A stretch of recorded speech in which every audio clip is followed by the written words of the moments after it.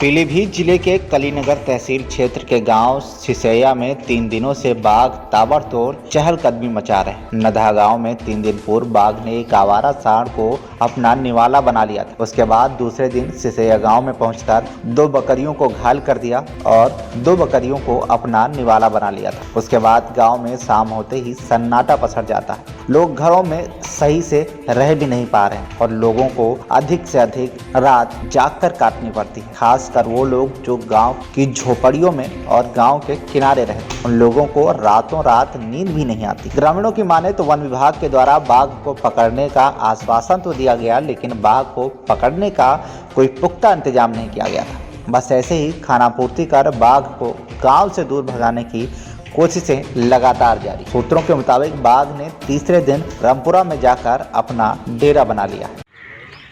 आज हम इस वक्त मौजूद हैं पीलीभीत जिले के कलीनगर तहसील क्षेत्र के गांव सिसैया में, जहां पर 3 दिनों से बाघ की ताबड़तोड़ इस तरह से बाघ ने गांव में अपना कब्जा बना रखा है, जिस तरह से उसको खाने के लिए कुछ दिया जा रहा हो।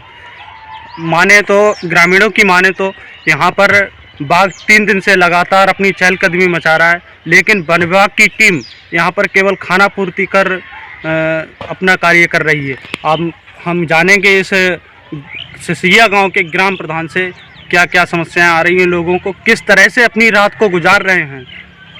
क्या नाम है आपका? मेरा नाम राम अवतार दिवाकर, ग्राम प्रधान सिसैया।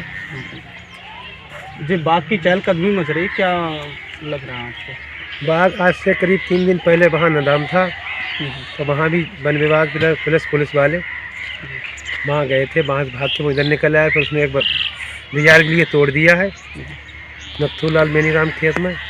फिर वन विभाग की टीम पुलिस बल आके ग्रामवासियों ने उसे भगाया। बड़ा मुश्किल में भागा। तो उसके बाद उसी रात लगभग 3 बजे अरुण तनाव ओम प्रकाश के यहाँ घर में घुस गया, जहाँ एक बकरी मार दी, 2 बच्चों को तो घायल कर दिया। तो उसके बाद वन विभाग पुलिस बल यहाँ मौके रहा, उनने अपनी खबरें वगैरह जो भी है वो लगाई। आज कितने दिनों से यहाँ पर देखा जा रहा है बाघ? यहाँ लगभग करीब 3 दिन हो गए हैं। 3 दिन हो गए हैं। पकड़ने की कोई कोशिश क्या है कि वो राम जी जो वन डिप्टी रेंजर यहाँ है, उनसे मेरी वार्ता हुई है, तो वो कहने लगे बाहर की टीमें आ रही, 3 दिन के अंदर इसे हम पकड़वा लेंगे। यहाँ पर बकरियों का शिकार होने के बाद फिर भी अभी तक 3 दिन हो गए यहाँ पर टीमें आ रही हैं कि मैं पकड़वा लूँगा, कि पकड़ा जाएगा। प्रधान जी मैं आश्वासन दिया जाए। जो मेरे साथ मैकूलाल वगैरह और काफ़ी लोग मेरे पास खड़े थे, मिली वार्ता से बाघ जो है वो परेशान कर रहा है, पूरा गांव सो नहीं पा रहा है जी। और जंगल वाले आ रहे हैं, लेकिन वो खबर लगाई है तो आधे घंटे में लगाई है, आधे घंटे में उधर से निकल गया। अच्छा, पकड़ने के लिए कह रहे हैं, लेकिन पकड़ नहीं पा रहे हैं। कोई कोशिश नहीं कर रहे हैं। तो वन विभाग की टीम कल आई थी क्या? हाँ, कल आई। आज तो नहीं आई अभी। आज अभी तक नहीं आई। कितना समय हो गया? समय तो 12 बज गए हैं। 12 बज गए, अभी तक वन विभाग की टीम नहीं आई अभी। अच्छा, तो कितनी समस्याएं आ रही हैं आप लोगों को? समस्या तो बहुत है कि 3 दिन से रात में कोई भी सो नहीं पा रहा है। अच्छा, तो यहाँ पर खेतों में काम करने के लिए कैसे जाते होंगे लोग? खेतों में काम करने के कोई नहीं जा रहा है, चारा भी लेने नहीं जा रहा है कोई। जानवरों के लिए चारा भी की व्यवस्था नहीं हो पा रही है। समस्या हो गई। पीलीभीत से भागीरथ की report, TV1 India news. Mathura के महावन क्षेत्र के गांव नगला लोका में ग्रामीण नरकीय जीवन जीने को मजबूर है। महावन क्षेत्र के गांव नगला लोका वासी का कहना है कि हर तरफ कीचड़ ही कीचड़ है, जिसकी ओर ना तो शासन प्रशासन का ध्यान है और ना ही जिम्मेदार अधिकारियों की, ना तो ग्रामीणों की कोई बात सुनता है। यहाँ तक कि विधायक मंत्री ने किसी भी प्रकार का कोई विकास कार्य नहीं कराया। पिछले 15 साल से कोई सुनवाई नहीं है। प्रमुख मार्ग महावन से सोनई हाथरस को जोड़ने वाला मार्ग पूरी तरह से क्षतिग्रस्त पड़ा है। जल भराव की वजह से गाड़ियां नहीं निकल पाती हैं और ना ही बच्चे स्कूल जा पाते हैं। कीचड़ में गिरने से बच्चों की किताबें और बैग रोजाना खराब हो जाते हैं। ग्रामीणों ने जल्दी से जल्दी रास्ता बनवाने की मांग की है। ग्रामीणों का कहना है कि बीजेपी सरकार ने आज तक नगला लोका में कोई कार्य नहीं कराया, जिसके चलते नगला लोका वासियों में उनके प्रति काफी आक्रोश है। ये आपका? चौधरी जोगिंदर सिंह। कहाँ से हो? मंगला लोका से बाग पचावर। भैया आप बताएंगे यह कौन सा मार्ग है जिस पे आप खड़े ये हो? है साहब मावन से लगा के पचावर, सौंक पचावर, नगोड़ा तक गया है ये।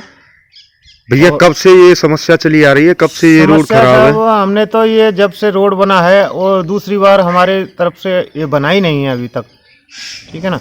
और जो नेता आते हैं वोट लेने आते हैं वो छाती ठोक के चले जाते हैं, आगे कुछ नहीं करते हैं ये।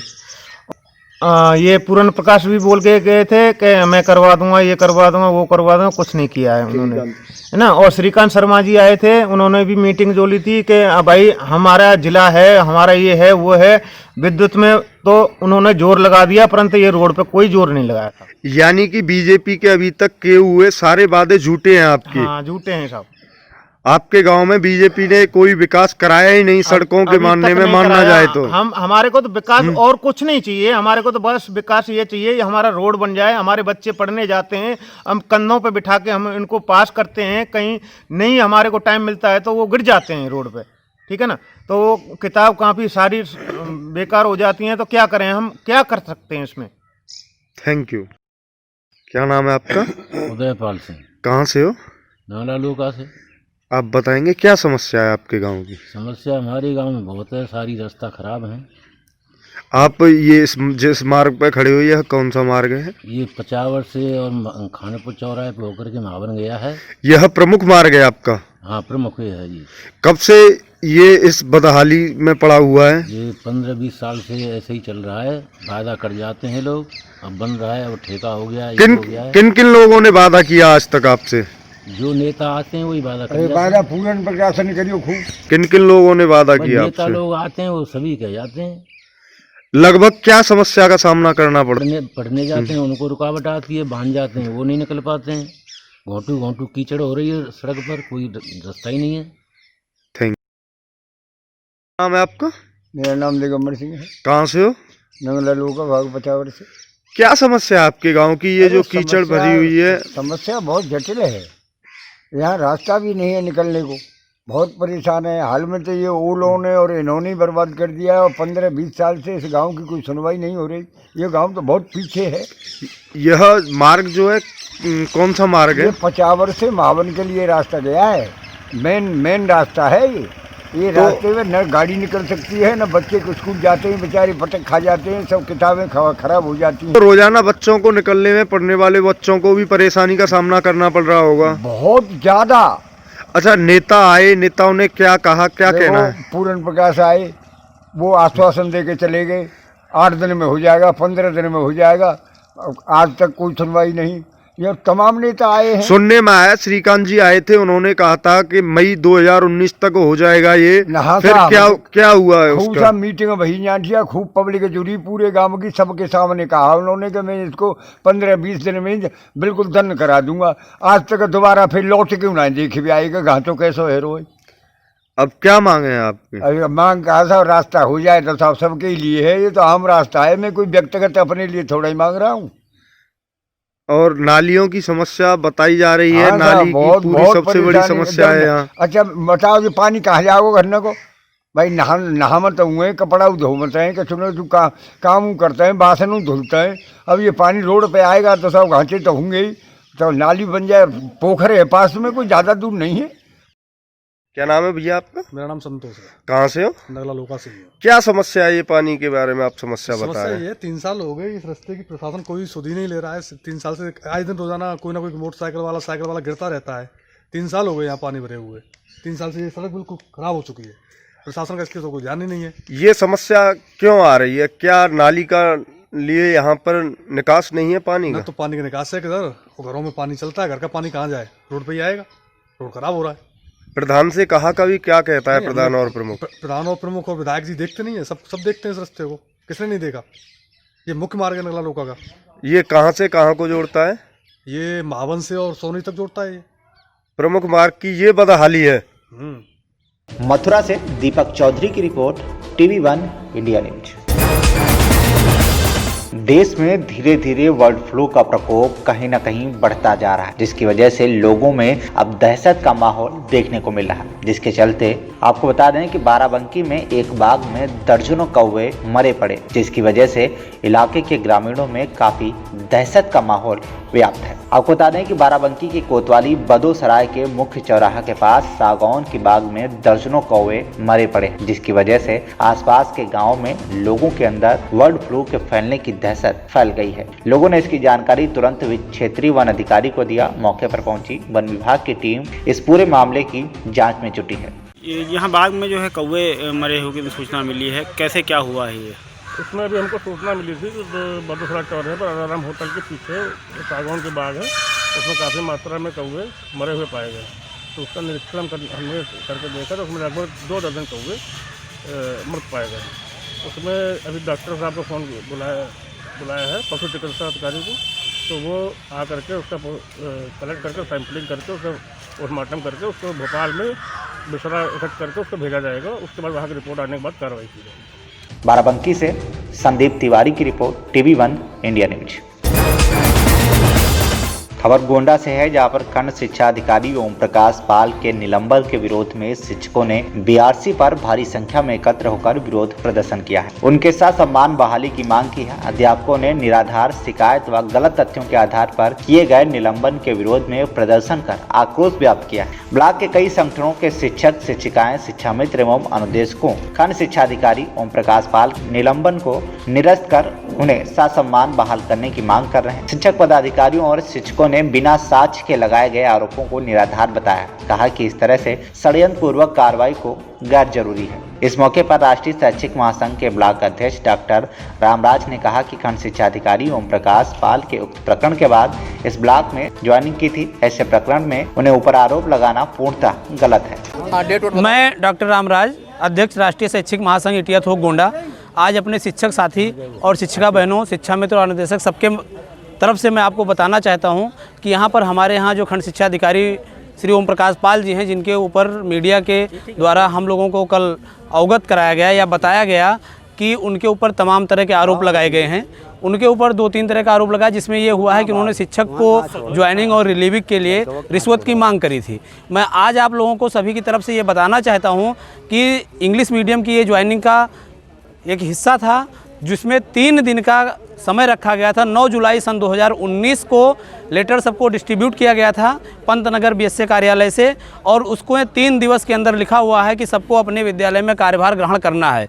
और हमारे खंड शिक्षा अधिकारी श्री ओम प्रकाश पाल जी ने इटिया थोक ब्लॉक संसाधन केंद्र पर 19 जुलाई सन 2019 को उन्होंने पदभार ग्रहण किया है।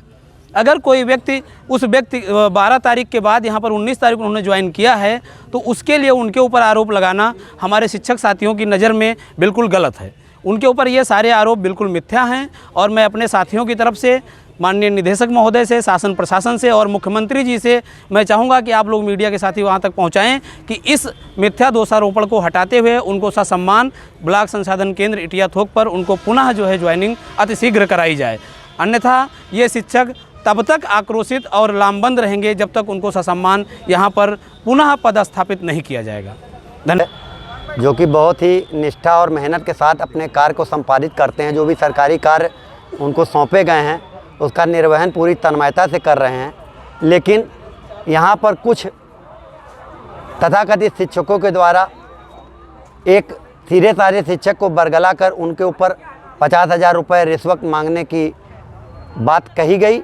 और उसी आज ये जो मीटिंग हुई है, इस मीटिंग सिर्फ इतनी मांग है कि जो हमारे खंड शिक्षा अधिकारी महोदय निलंबित किए गए हैं उन्हें बहाल किया जाए।